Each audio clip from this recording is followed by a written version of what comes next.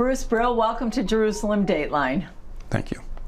Now, you're a former intelligence analyst with the U.S. National Security Agency, the NSA, and you were there in 1973, before, during, and after the Yom Kippur War. Correct. And you've written a book about that, Deceit of an Ally, a memoir of military anti-Semitism, NSA's secret Jew room, and Yom Kippur War treachery. It's in 2 languages. It's in Hebrew and English. And now we know that when Israel was attacked by Syria and Egypt on Yom Kippur, it was a total surprise to Israel, even though the signs were there. But you say in your book that it wasn't a surprise to the United States. Can you tell us about that? Yes, it was not at all a surprise. We knew days in advance, we knew definitively, and we even knew on what day the attack was going to happen. We knew all this. Unfortunately, we passed misinformation to the head of Israeli military intelligence, General Eli Zeira, and he relied on our assessment, which was a false assessment, that there was nothing to worry about.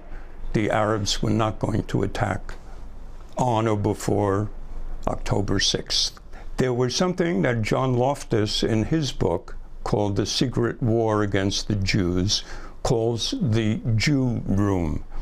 And he says it's an absolute misnomer because Jews are not only not allowed entry into the Jew room, they weren't even allowed to know that it existed.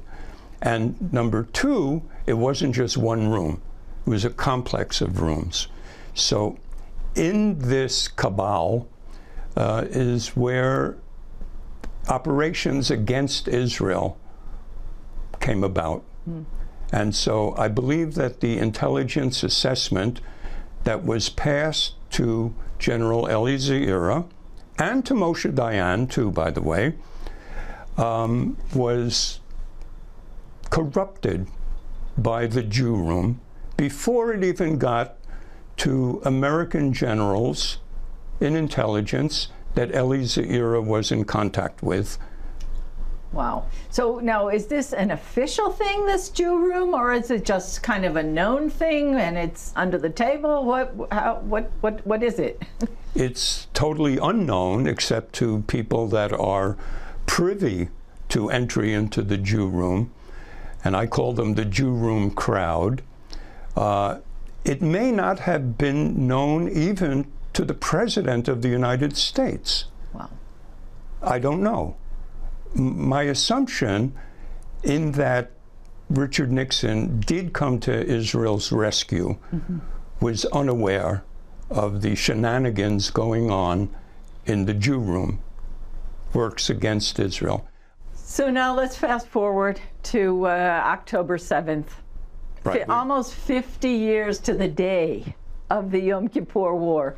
Do you think, I know you're not in the NSA anymore, do you think it's possible something like that happened on October 7th?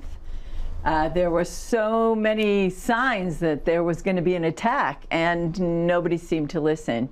Do you think they were getting counterintelligence, or could have been getting counterintelligence? That was the first thing that came to my mind, of course.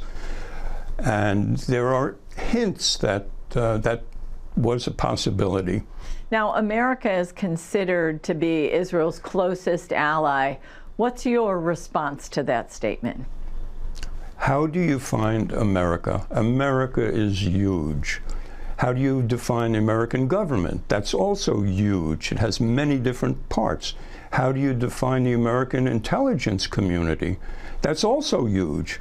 NSA itself is humongous. So here within the agency, there are elements that work against Israel. So they have to be found out, and they have to be undone, and America should work for America and for America's allies. not against America's allies. Bruce Brill, author of Deceit of an Ally. Thank you very much for joining us. Thanks for having me.